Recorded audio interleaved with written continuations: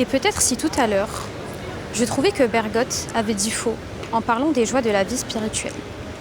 C'était parce que je l'appelais vie spirituelle.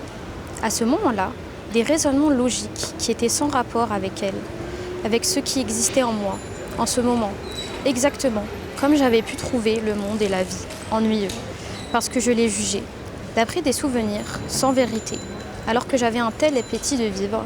Maintenant, que venait de renaître en moi, à 3 reprises, un véritable moment du passé. Rien qu'un moment du passé, beaucoup plus peut-être, quelque chose qui est commun à la fois au passé et au présent, et beaucoup plus essentiel qu'aux deux. Tant de fois, au cours de ma vie, la réalité m'avait déçue, parce qu'au moment où je la percevais, mon imagination, qui était mon seul organe pour jouir de la beauté, ne pouvait s'appliquer à elle en vertu de la loi inévitable, qui veut qu'on ne puisse imaginer que ce qui est absent. Et voici que soudain l'effet de cette dure loi s'était trouvé neutralisé, suspendu par un expédient merveilleux de la nature, qui avait fait miroiter une sensation, bruit de la fourchette et du marteau, même titre de livre, etc. À la fois dans le passé, ce qui permettait à mon imagination de la goûter, et dans le présent, où l'ébranlement effectif de mes sens, par le bruit, le contact du linge, etc., avait ajouté au rêve de l'imagination ce dont ils sont habituellement dépourvus. L'idée d'existence, et grâce à ce subterfuge, avait permis à mon être d'obtenir, d'isoler, d'immobiliser la durée d'un éclair. Ce qu'il n'appréhende jamais, un peu de temps à l'état pur.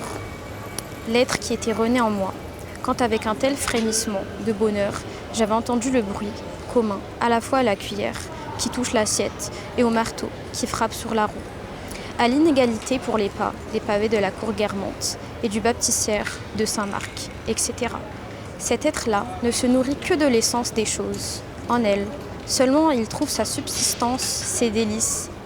Il languit dans l'observation du présent, où les sens ne peuvent la lui apporter, dans la considération d'un passé que l'intelligence lui dessèche, dans l'attente d'un avenir que la volonté construit avec des fragments du présent, et du passé, auquel elle retire encore de leur réalité, en ne conservant d'eux que ce qui convient à la fin utilitaire, étroitement humaine. Quelle leur racine, mais qu'un bruit, qu'une odeur, déjà entendue ou respirée, jadis le soit de nouveau à la fois, dans le présent et dans le passé, réels sans être actuels, idéaux sans être abstraits. Aussitôt, l'essence permanente et habituellement cachée des choses se trouve libérée, et notre vrai moi, qui parfois depuis longtemps semblait mort, mais ne l'était pas entièrement, s'éveille, s'anime, en recevant la céleste nourriture qui lui est apportée. Une minute affranchie de l'ordre du temps, à recréer en nous pour la sentir, l'homme affranchi de l'ordre du temps.